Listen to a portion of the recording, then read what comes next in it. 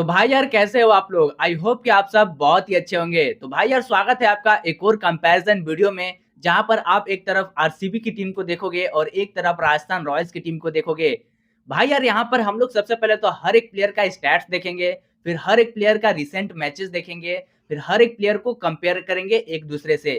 तो भाई यार सबसे पहले तो आप सबको 2025 की हार्दिक शुभकामनाएं, और मैं आशा करता हूं कि आप सभी का 2025 का साल बहुत ही अच्छा गुजरे। जैसा कि भाई साहब हम लोग ने 2024 में ही देखा कि हम इंडियंस के ऊपर क्या ही गुजरा है भाई यार।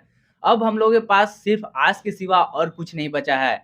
हम लोग सिर्फ यहाँ पर आशा ही कर सकते हैं कि श्रीलंका जो है ऑस्ट्रेलिया से जो टेस्ट मैच खेलेगी, वहां पर 2-0 से ऑस्ट्रेलिया को हरा दे, और हम लोग को जो सिडनी वाला टेस्ट मैच है वो हम लोगों को जीतना कंपलसरी है। तो भाई यार स्वागत करते हैं, आते हैं टॉपिक पे, और बात करते हैं आरसीबी वर्सेस राजस्थान रॉयल्स का कंपैरिजन का। तो भाई यार शुरुआत करते हैं आरसीबी की टीम से। आरसीबी की तरफ से जो ओपन करते हुए दिखेंगे वो दिखेंगे फिलिप सॉल्ट, और राजस्थान की तरफ से जो ओपन करते हुए दिखेंगे वो दिखेंगे संजू सैमसन। फिलिप सॉल्ट ने अभी तक 175 का स्ट्राइक रेट से 653 रन बना चुके हैं, और संजू सैमसन ने 140 का स्ट्राइक रेट से 4419 रन बना चुके हैं। रही बात रिसेंट फॉर्म का, तो रिसेंट फॉर्म में फिलिप सॉल्ट ने टी10 में 43 बना चुके हैं, फिर डक पे आउट हुए हैं, 24 रन बना चुके हैं, फिर 8 रन बना चुके हैं। वहीं अगर संजू सैमसन का रिसेंट मैचेस का बात किया जाए तो उनके लिए 109 रन बना चुके थे वर्सेस साउथ अफ्रीका, 0 रन फिर बनाते हैं, फिर डक पे आउट होते हैं, फिर 107 रन बनाते हैं, फिर 111 रन बनाते हैं वर्सेस बांग्लादेश। अब भाई यार देखो, इन दोनों का रिसेंट फॉर्म का बात किया जाए तो कहीं न कहीं फिलिप सॉल्ट इस पे डाउन चल रहे हैं, और संजू सैमसन जो है वो बेहतरीन उनका रिसेंट फॉर्म है। रही बात यार भाई इन दोनों में से कौन-सा प्लेयर सबसे बेहतरीन पावर प्ले का इस्तेमाल करता है? तो भाई यार देखो, संजू सैमसन और फिल सॉल्ट का बात किया जाए तो कहीं न कहीं संजू सैमसन जो है वो फिल सॉल्ट के ऊपर भारी पड़ेंगे।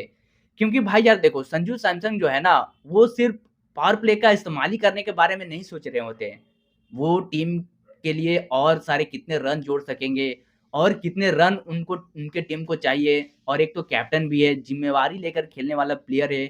और जिस तरीके का शुरुआत देते हैं संजू सैमसन, खासकर राजस्थान रॉयल्स को, शायद वो चीज़ फिलिप सॉल्ट ना कर पाए। हाँ, अगर फिलिप सॉल्ट टिक गया अपने तरफ से, तो वो भाई साहब ठीक है, एक तरफ से अपने टीम को 200-300 पहुँचा सकते हैं। लेकिन कहीं न कहीं यहाँ पर ज़िम्मेदारी वाली चीज़ भी है, और फिलिप सॉल्ट और संजू सैमसन में से दोनों का कंपैरिज़न किया जाए, सभी चीज़ को देखते हुए, स्टैट्स को देखते हुए, रिकॉर्ड्स को देखते हुए, रिसेंट मैचेस को देखते हुए, तो कहीं न कहीं संजू सैमसन ये बैटल को जीतते हुए नज़र आएँगे। अब यार भाई राजस्थान रॉयल्स के पास होता है 1 पॉइंट, और आरसीबी के पास जाते हैं 0 पॉइंट। आगे की ओर बढ़ते हैं तो देखते हैं नॉन स्ट्राइकर पे जो रहेंगे आरसीबी की तरफ से वो रहेंगे विराट कोहली, और राजस्थान रॉयल्स की तरफ से जो नॉन स्ट्राइकर पे रहेंगे वो रहेंगे यशस्वी जायसवाल।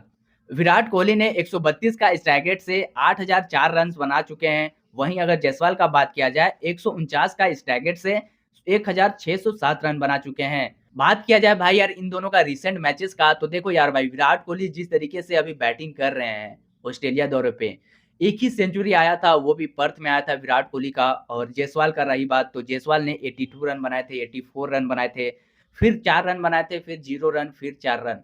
देखो यार भाई इन दोनों का रिसेंट मैचेस तो हम लोग देख लिए, और रही बात पावर प्ले का इस्तेमाल करने का, तो देखो जायसवाल भी पावर प्ले का अच्छे तरीके से इस्तेमाल करते हैं। लेकिन भाई साहब कहीं न कहीं अगर जायसवाल को बाउंसर बॉल दिया जाए, अगर इस हाइट पे रखा जाए जायसवाल को बॉल, तो वो ज़्यादातर आउट होते हुए दिखते हैं। वहीं अगर विराट कोहली का बात किया जाए, तो अभी तक हम लोग जिस तरीके से जानते हैं विराट कोहली को, भाई साहब जिस तरीके से वो फैफ डु प्लेसिस के साथ पावर प्ले का इस्तेमाल करते हैं, और मानो भाई साहब कहीं ज़्यादा बेहतर है जायसवाल से विराट कोहली अभी के मामले में। क्योंकि देखो ये फ़ॉर्म विराट कोहली का लेवल नहीं दर्शाएगा। ये जो फ़ॉर्म्स है ये तो अप्स डाउन होते रहते हैं, लेकिन विराट कोहली जिस लेवल का प्लेयर है, और भाई साहब अपनी टीम को एक अच्छा पोज़ीशन पे भी लेकर चले जाते हैं। अगर उन्होंने अच्छे तरीके से पावर प्ले का इस्तेमाल कर लिया तो, बहुत अच्छा पोज़ीशन पे लेकर चले जाते हैं। तो कहीं न कहीं विराट कोहली जो है कंपेयर टू जायसवाल ये बैटल को जीतते हुए नज़र आ जाएँगे। अब होता है राजस्थान रॉयल्स के पास 1 पॉइंट और आरसीबी के पास 1 पॉइंट। आगे की ओर बढ़ते हैं यार भाई, तो देखते हैं 3 नंबर पे जो आरसीबी की तरफ से आएँगे वो आएँगे रजत पाटीदार, और राजस्थान रॉयल्स की तरफ से जो 3 नंबर पे आएँगे वो आएँगे नीतीश राणा। अब देखो रजत पाटीदार ने अभी तक 158 का स्ट्राइक रेट से 799 रन बना चुके हैं।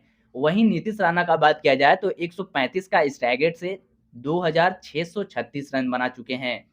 देखो यार भाई, रजत पाटीदार का रिसेंट मैचेस का बात किया जाए तो उन्होंने सैयद मुश्ताक अली ट्रॉफी में अच्छा ही बैटिंग किया। लेकिन बात किया जाए अभी रिसेंट मैचेस का, तो उसमें 21 रन, 2 रन, 50 रन, 24 रन। वहीं अगर नीतीश राणा का बात किया जाए, तो उन्होंने भी 0 run, 2 run, 4 run, 12 run, 28 run. और बात किया जाए अब इन दोनों का परफॉर्मेंस का, इन दोनों का कंपेयरिंग का, तो देखो यार भाई, दोनों ही अच्छे बैट्समैन हैं। नीतीश राणा भी बहुत ही अच्छा तरीके से स्पिन खेल लेते हैं, लेकिन फास्ट बॉल पे कहीं न कहीं उनको दिक्कत होता है। और रही बात रजत पाटीदार का, तो रजत पाटीदार भाई साहब बहुत ही अच्छे तगड़े बैट्समैन हैं वो। एक लंबे-चौड़े तो है ही, और छक्के मारना उनके लिए बहुत ही आसान हो जाता है। जिस लेवल का वो प्लेयर है, जिस तरीके का वो बैट्समैन है भाई साहब।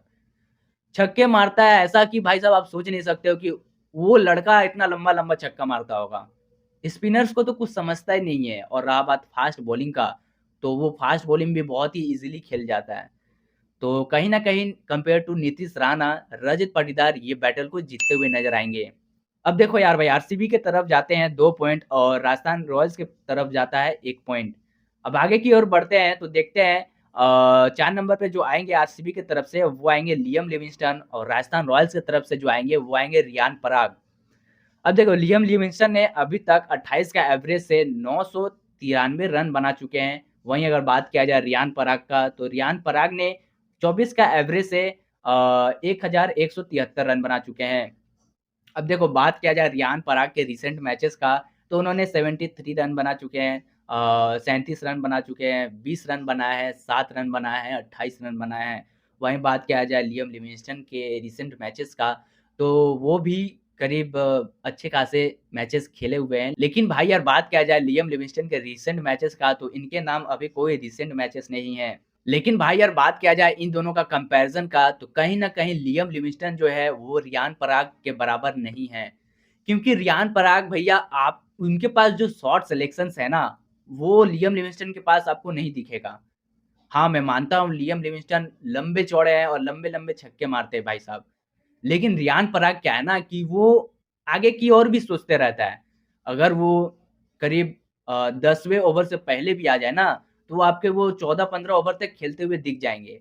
लेकिन वहीं बात किया जाए लियाम लिविंगस्टन का, तो उन हम लोगों के मन में ना क्या है ना कि डर बना रहता है कि लियाम लिविंगस्टन कब आउट हो जाए, कब नहीं। लेकिन अगर वहीं रियान पराग आ जाते हैं राजस्थान रॉयल्स की तरफ से, तो एक हाँ, सुकून मिलता है कि बंदा अब अपनी टीम को 160-170 तक पहुँचा सकता है। तो यही सब देखते हुए मेरे हिसाब से रियान पराग इस बैटल को जीतेंगे। कहीं न कहीं रियान पराग के पास बहुत ही बेहतरीन टैलेंट भी है, ठीक है? आने वाले समय में बहुत नाम कमाने वाले हैं रियान पराग, ठीक है? एक मीम वायरल हुआ था रियान पराग के नाम, वो तो ख़ैर बात की बात है, लेकिन रियान पराग के पास जितना टैलेंट है, वो भी 4-5 नंबर पे आके आपको जिस तरीके का बल्लेबाज़ी कर देंगे, शायद ही कोई करेगा भाई। तो आगे की ओर बढ़ेंगे भाई साहब, तो देखते हैं 5 नंबर पे जो आएँगे आरसीबी की तरफ से वो आएँगे जितेश शर्मा, और 5 नंबर पे आएँगे राजस्थान रॉयल्स की तरफ से वो आएँगे सिमरन हिटमायर। अब देखो जितेश शर्मा जो है विकेट कीपर बैट्समैन है, 5 नंबर पे आके अच्छे खासे बैटिंग करके दे देंगे आरसीबी को। पंजाब के लिए भी बहुत सारे लंबे-लंबे छक्के मारे हैं, रन भी बनाए करीब अच्छे खासे रन भी बना देते हैं लास्ट ओवर में आते हैं तो। लेकिन बात किया जाए सिमरन हिटमायर का, तो भाई साहब सिमरन हिटमायर के पास सिचुएशन हैंडल किस तरीके से किया जाता है, प्रेशर हैंडल किस तरीके से करना है, कितने मैचेस मानो जिताए हैं राजस्थान रॉयल्स को। और भाई साहब जिस तरीके का बैट्समैन है वो, कभी भी भाई साहब छक्के मार सकते हैं, कभी भी आपको टीम के लिए खड़ा होते हुए दिखेंगे। अगर जल्दी बैटिंग आ गया तो वहीं हिटमायर जो है आपको एक अच्छे पोज़ीशन तक रन लेकर जाते हुए दिखेंगे। वहीं अगर जितेश शर्मा इस चीज़ को नहीं कर पाएँगे, तो कहीं न कहीं compare to Jitesh Sharma, Shimron Hetmyer ये बैटल को जीत जाएँगे। आगे की ओर बढ़ेंगे तो देखेंगे आरसीबी की तरफ से जो आएँगे, वो आएँगे भाई साहब टीम डेविड, और राजस्थान की तरफ से जो आएँगे वो आएँगे ध्रुव जुरैल। देखो टीम डेविड जिस लेवल का प्लेयर है, आई डोंट थिंक सो कि ध्रुव जुरैल के साथ उनका कंपेयर होना चाहिए था। लेकिन 6 नंबर पे बैटिंग करने ऑब्वियसली आरसीबी की तरफ से टीम डेविड ही आएँगे और राजस्थान की तरफ से ध्रुव जुरैल ही आएँगे। तो इन दोनों का कंपैरिज़न तो बनता ही था। तो अब इन दोनों का कंपैरिज़न किया जाए, तो देखो पावर हिटर बैट्समैन है टीम डेविड और एक ज़बरदस्त लेवल का प्लेयर है टीम डेविड। अगर अपने ऊपर आ जाए तो भाई उनके लिए कोई भी बाउंड्री छोटा नहीं होगा, अगर आप लोग उनका गेम देखे होंगे तो। वहीं बात किया जाए ध्रुव जुरैल का, तो ठीक है, ध्रुव जुरैल एक टीम कॉम्बिनेशन के साथ आगे बढ़ते हुए दिखेंगे। लेकिन मौका इनको ज़्यादातर नहीं मिलता है क्योंकि राजस्थान के पास 2024 में ना बहुत सारे बैट्समैन थे, तो उनका पोज़ीशन बहुत ही नीचे रहता है और उनको टीम में भी जल्दी नहीं खिलाया जाता है। अगर बात किया जाए इन दोनों का कंपैरिज़न का, तो मेरे हिसाब से भैया टीम डेविड ये बैटल को जीतते हुए नज़र आ जाएँगे। आगे की ओर बढ़ते हैं भाई यार, तो देखेंगे अब आता है बारी ऑल-राउंडर्स का। तो देखो भाई यार, जैकोब बेथेल आएँगे आरसीबी की तरफ से और राजस्थान की तरफ से जो आएँगे वो आएँगे वैभव सूर्यवंशी। देखो, मैंने तो अभी तक वैभव सूर्यवंशी को बॉलिंग करते हुए नहीं दिखा है, लेकिन बात किया जाए जैकोब बेथेल का, तो ये एक बेहतरीन ऑल-राउंडर भी है और बॉलिंग करते हुए भी आपको दिख जाएँगे आरसीबी की टीम में। बॉलिंग करते हुए इंग्लैंड में जो टेस्ट सीरीज़ हो रहा था वर्सेस न्यूज़ीलैंड, वहाँ पर मैंने देखा था जैकोब बेथेल ने बॉलिंग कर रहे थे और 2-3 विकेट लिए हैं शायद, इतना तो याद नहीं है लेकिन 2-3 विकेट लिए जैकोब बेथेल ने। बात किया जाए इन दोनों का कंपैरिज़न का, तो देखो जिस तरीके से बिहार की टीम को वैभव सूर्यवंशी ने इतना आगे लेकर आया है, भाई साहब ये लड़का ना सेंचुरी पे सेंचुरी मार रहा है। भाई सेंचुरी मारना छोड़ ही नहीं रहा है यार, मतलब सेंचुरी उनके लिए मानो 20-25 रन के बराबर हो, ऐसे खेल रहा है वो। सैयद मुश्ताक अली ट्रॉफी में जिस तरीके का बल्लेबाज़ी किए हैं, रणजी में जिस तरीके की बल्लेबाज़ी करते हुए आ रहे हैं और अब विजय हज़ारे ट्रॉफी में अपना जलवा बिखेर रहे हैं वैभव सूर्यवंशी। लेकिन भाई साहब जैकोब बैथल का बात किया जाए तो टेस्ट मैचेस में इन्होंने बहुत ही अच्छा रन बनाया है। पहले तो 96 बनाए, फिर 84 बनाए थे, फिर 72 बनाए थे और कहीं न कहीं बॉलिंग करते हुए भी आपको आईपीएल में दिख जाएँगे जैकोब बैथल। 1-2 ओवर डाल सकते हैं। तो देखो कहीं न कहीं मेरे हिसाब से ये जो बैटल है वो जैकोब बैथल जीतते हुए नज़र आ जाएँगे। आगे की ओर बढ़ेंगे भाई साहब तो देखेंगे आरसीबी की तरफ से जो आएँगे वो आएँगे कुणाल पांड्या और राजस्थान की तरफ से जो आएँगे वो आएँगे वनिंदु हसरंगा। अब देखो यार भाई बात किया जाए कुणाल पांड्या के ना, तो कुणाल पांड्या अभी उस तरीके का फ़ॉर्म में नहीं चल रहे हैं। अभी रिसेंट मैचेस देखा जाए उनका, तो कुछ ख़ास नहीं है। बैटिंग में भी कुछ ख़ास प्रदर्शन नहीं कर पा रहे हैं। चलो आरसीबी की जो टीम है वो उन्होंने ऑक्शन में उनको लिया। अब पता नहीं भाई साहब कुणाल पांड्या को क्यों ही लिया गया? अब ये तो वक़्त ही आने पे बताया जाएगा, वक़्त ही आने पे पता चलेगा कि क्या होता है, क्या नहीं। लेकिन कुणाल पांड्या सही है, अब किया भी क्या जा सकता था? अच्छे-अच्छे प्लेयर ऑक्शन के दौरान आगे निकल चुके थे, प्लेयर्स उतने बचे नहीं थे और पैसा भी आरसीबी के पास लास्ट तक बहुत ही ज़्यादा था कंपेयर टू ऑल टीम्स। तो कहीं न कहीं कुणाल पांड्या को लेना ही था। अब बात किया जाए वनिंदु हसरंगा से, तो देखो यार भाई कुणाल पांड्या तो उनके पास स्किल्स है नहीं। ये कहीं न कहीं खराब भी है एक तरफ से, अच्छा भी है, क्योंकि उनके पास स्किल नहीं है, लेकिन बैट्समैन को ना रन बनाने भी नहीं देते हैं। ईज़िली रन बना नहीं पाता है बैट्समैन क्योंकि पैर पकड़ के रखते हैं भैया। कभी यॉर्कर मार दिए, कभी स्पीड बॉल कर दिए, तो ऐसे-ऐसे स्किल्स है कुणाल पांड्या के पास। और रही बात वनिंदु हसरंगा का, तो भाई साहब एक मैच याद आ जाता है मेरे को, वो हुआ था शायद आरसीबी के अगेंस्ट हुआ था। शायद आरसीबी वर्सेस राजस्थान रॉयल्स ही था। वहाँ पर ना 10 बॉल पे ना 16-17 रन चाहिए थे। वहाँ पर भाई साहब क्या ही बॉल किया है वनिंदु हसरंगा ने। शायद ये 2017 का बात है, शायद 2017 की 18 का। भाई साहब इस लेवल का प्लेयर है वनिंदु हसरंगा। मने मतलब भाई साहब बड़े-बड़े बैट्समैन को ईज़िली आउट करना आता है वनिंदु हसरंगा को। वहीं विकेट टेकर भी है वनिंदु हरसरंगा कंपेयर टू कुणाल पांड्या उस तरीके का विकेट टेकर नहीं है। लेकिन जब ज़रूरत पड़ेगा तो वो भी निकाल कर दे ही देंगे। तो मेरे हिसाब से कहीं न कहीं ये सारी चीज़ें को देखते हुए वनिंदु हरसरंगा जो है इस बैटल को जीतते हुए नज़र आएँगे। आगे की ओर बढ़ेंगे भाई साहब। अब देखो मैं ना तो आरसीबी का फ़ैन हूँ यहाँ पर और ना तो राजस्थान रॉयल्स का ही फ़ैन हूँ। मैंने यहाँ पर जितने भी कंपैरिज़न किए हैं अभी तक, मैंने सभी चीज़ों में कहीं न कहीं थोड़े बहुत मेरे एक्सपीरियंस थे और कहीं न कहीं ज़्यादा से ज़्यादा हमने स्टैट्स और रिकॉर्ड्स को देखकर बातें की हैं और यहाँ पर भी हमने वही किया है। तो भाई यार अगर कहीं न कहीं मैं गलत होऊँगा, ये नहीं ये होना चाहिए तो आप कमेंट कर ज़रूर बताना। वीडियो अच्छी लग रही हो तो लाइक कर दो यार भाई, अभी तक क्या ही देख रहे हो? चैनल को सब्सक्राइब कर लो। अभी तक हम लोग एनालिसिस अगर सही कर रहे हैं तो लाइक करने में क्या है भाई? पैसा थोड़ी लग रहा है लाइक करने में और हाँ, मैं इस काबिल हूँ तभी करना। आगे की ओर बढ़ेंगे भाई साहब तो देखेंगे यश दयाल आएँगे आरसीबी की तरफ से और राजस्थान की तरफ से जो आएँगे वो आएँगे जोफ्रा आर्चर। अब देखो जोफ्रा आर्चर का बात किया जाए ना तो उनके हाथ में बहुत ज़्यादा स्पीड है।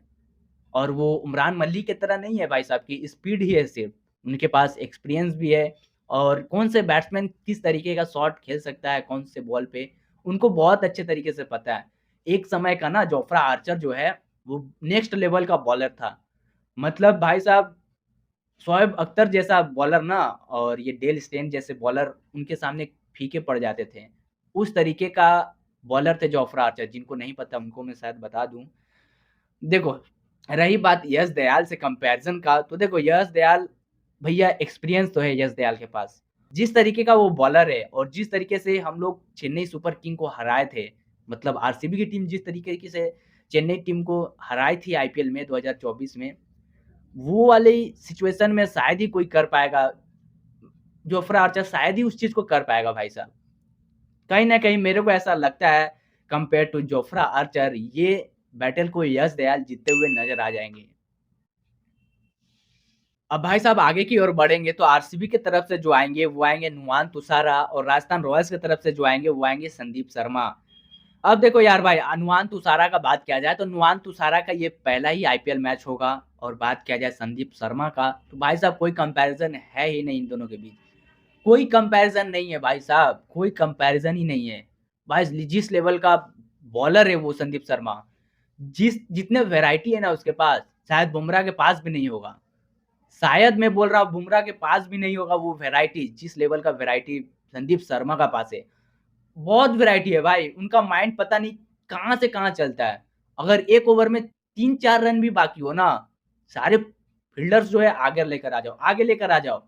बैट्समैन कौन हो पता हो? विराट कोहली को रख लो बैट्समैन और संदीप शर्मा बॉलिंग कर रहा हो। 1 ओवर में 3 रन चाहिए हो, बॉलिंग दे दो संदीप शर्मा को, वो बंदा एक तो ओवर कॉन्फिडेंस ही रहता है, वो तो तैयार रहेगा। दो भैया मेरे को तो मैं बॉल करता हूँ और भले वो मैच हार जाए, लेकिन वो 5 के 5 बॉल डॉट करने का वो हिम्मत रखता है, वो कॉन्फिडेंस रहता है उनके अंदर। तो इस लेवल का बॉलर है। अब बात किया जाए इन दोनों का कंपैरिज़न का तो ऑब्वियसली संदीप शर्मा ये बैटल को जीतेंगे। देखो नुआन तुषारा भी अच्छे बॉलर हैं और मुंबई के लिए बहुत सारे विकेट भी निकाले थे 2024 में। एक्शन जो है वो मलिंगा वाला एक्शन है शायद आपको पता होगा। तो देखो वेरिएशंस तो है संदीप शर्मा के पास, एक्सपीरियंस भी है, तो इसीलिए मैंने इस बैटल में संदीप शर्मा को जिताया है। आगे की ओर बढ़ेंगे भाई साहब, तो देखेंगे भुवनेश्वर कुमार आरसीबी की तरफ से आएँगे और राजस्थान की तरफ से आएँगे, वो आएँगे कौन है पता है? वो आएँगे फैज़ल फारूकी। देखो ये बैटल जो है ना वो बहुत ही क्रिटिकल बैटल है। क्योंकि भाई साहब यहाँ पर कैसे आप किस खिलाड़ी को आप यहाँ पर जिताओगे बैटल में? मेरे लिए तो बहुत ही हार्ड है। लेकिन बात करेंगे हर एक चीज़ का, हर एक रिकॉर्ड्स का, हर एक एक्सपीरियंस का, हर एक सभी चीज़ को देखकर हम लोग बात करेंगे और फिर इस बैटल में हम लोग किसी एक को जिताएँगे। देखो यार भाई मैं कहीं गलत होऊँगा तो आप ज़रूर कमेंट करना इस चीज़ को लेकर, ठीक है? तो बात करते हैं यार भाई फैज़ल फारूकी और भुवनेश्वर कुमार को लेकर। तो देखो भुवनेश्वर कुमार भाई साहब पहले भी वो किंग थे, अभी भी वो किंग ही है और किंग रहेंगे क्योंकि उनके पास जो जोश है खेलने का और जोश है जो विकेट लेने का ना और जो माइंडसेट उनका रहता है विकेट लेना है तो लेना है भाई साहब, चाहे कुछ हो जाए। और वो जॉस बटलर को पता नहीं कितने बार उन्होंने आउट किया होगा। ये गिनती ही नहीं है भाई। और खड़ा कर दो विराट कोहली को भी, खड़ा कर दो रोहित शर्मा को भी, खड़ा कर दो यहाँ पर सुमन गिल को, चाहे वो कोई भी बैट्समैन हो, ट्रेविस हेड को भी आउट करने का वो हिम्मत रखेगा भुवनेश्वर कुमार, मैं यहाँ तक बोल दे रहा हूँ। ट्रेविस हेड को तो आज तक वैसा बुमराह की तरह बॉलर ही नहीं मिला है जो आउट कर सके उसको। लेकिन मैं यहाँ तक बता दे रहा हूँ कि वो भुवनेश्वर कुमार दूसरे बॉलर होंगे जो ट्रेविस हेड जैसे बैट्समैन को आउट करने का दम रखते हैं।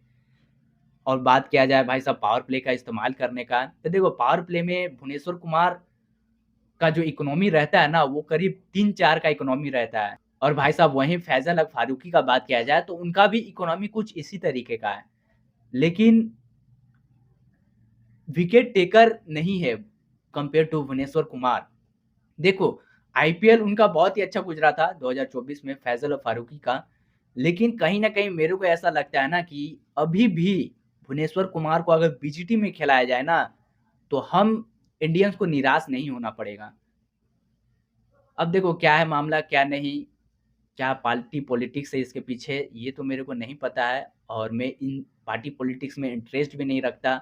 ना मेरे को अच्छा लगता है पार्टी पॉलिटिक्स, तो मैं यहाँ पर बात करना नहीं चाहता। और बात रही बात इन दोनों की कंपैरिज़न का, तो मेरे हिसाब से भुवनेश्वर कुमार जो है ये बैटल को जीतते हुए नज़र आएँगे। देखो एक्सपीरियंस तो है, वैरायटी भी है, स्पिन भी है, स्किल्स भी है भुवनेश्वर कुमार के पास। देखो स्पिन और स्किल्स तो फैज़ल और फारूकी के पास भी है और अफ़गानिस्तान के लिए हाईएस्ट विकेट टेकर रह चुके हैं। लेकिन कंपेयर जब भुवनेश्वर कुमार से होगी ना, तो वहाँ पर फैज़ल और फारूकी हार जाएँगे। तो इसीलिए मैंने इस बैटल में भुवनेश्वर कुमार को जिताया है। अब आती है बात भाई साहब टोटल पॉइंट्स का, तो आरसीबी के पास जाते हैं 6 पॉइंट और राजस्थान रॉयल्स के पास जाते हैं 5 पॉइंट। तो भाई साहब ये रही राजस्थान रॉयल्स और आरसीबी का कंपैरिज़न वीडियो। ये बहुत ही डिमांडेबल वीडियो था, इसलिए मैंने आरसीबी और राजस्थान रॉयल्स का कंपैरिज़न किया और आप सब कमेंट करके बता सकते हो कि कौन से टीम को आप सपोर्ट करते हो, कौन से टीम को नहीं। आप ये चीज़ कमेंट करके बता सकते हो। मिलते हैं यार भाई दूसरे वीडियो में एक और नई कंपैरिज़न वीडियो के साथ। तब तक के लिए जय हिंद।